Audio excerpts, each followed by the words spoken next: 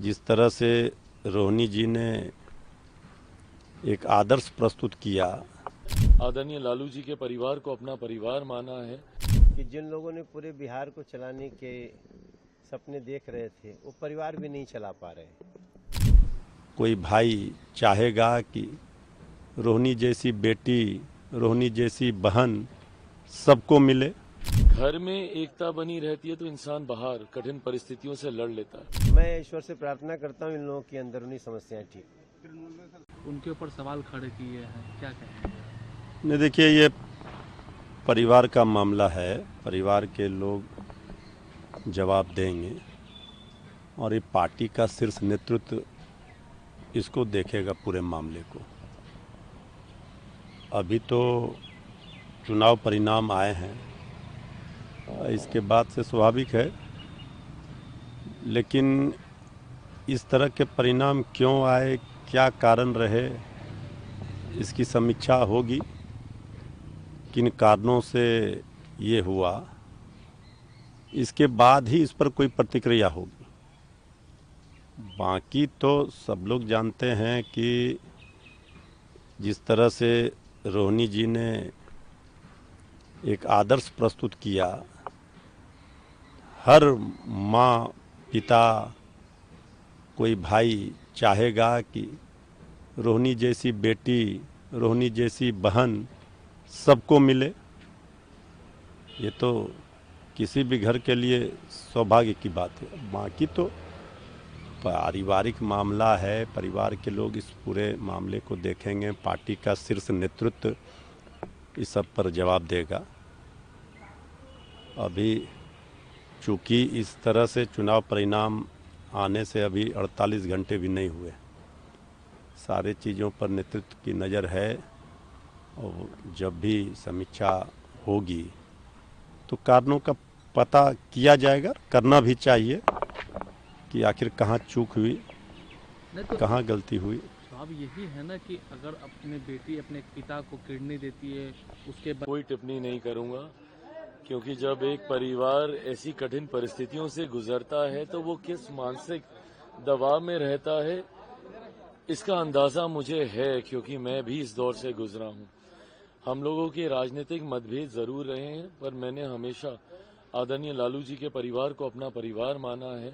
मैंने हमेशा तेजस्वी हूं, तेज हूं, मीसा दी हूं, रोहिणी जी हूं, सबको मैंने अपने भाई बहन ही माना है। ऐसे में बस मैं सिर्फ इतनी प्रार्थना करता हूं कि जल्द से जल्द ये पारिवारिक विवाद सुलझे।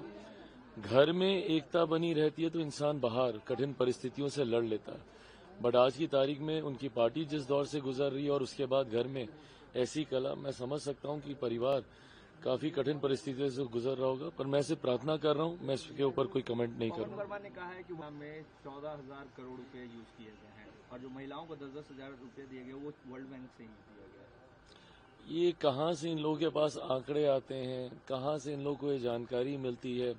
भाई, बिहार के पास एक अपना राजस्व है, जरूर हम लोग राजस्व बढ़ाने की प्रक्रिया में हम लोग हैं कि किस तरीके से और ज्यादा रेवेन्यू जनरेशन हो।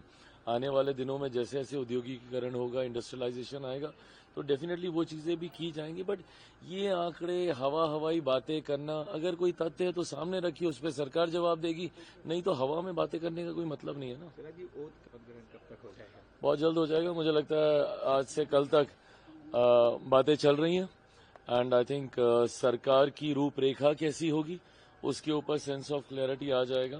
आज देर रात तक संभवतः मेरी भी कुछ केंद्रीय वरिष्ठ नेताओं से मुलाकात, बातचीत होगी और मुझे लगता है कि आज कल तक रूपरेखा तैयार हो जाएगी। 22 से पहले तो सरकार बनानी है, तो हो जाएगा। प्रधानमंत्री मोदी ने कहा है सीटें एनडीए की बिहार में आई है, उतनी सीटें तो कांग्रेस की 5-6 स्टेट्स मिला के।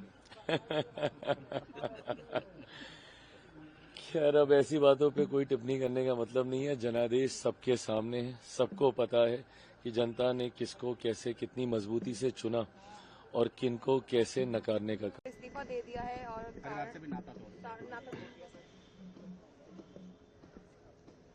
अब देखिए, वैसे इसमें बड़ा बहुत बोलना बनता नहीं है, मगर एक ये जरूर दिख रहा है कि जिन लोगों ने पूरे बिहार को चलाने के सपने देख रहे थे वो परिवार भी नहीं चला पा रहे। रोहिणी आचार्य ने बहुत सारी बात कल मैं सुन रहा था, बहुत ही आपत्तिजनक।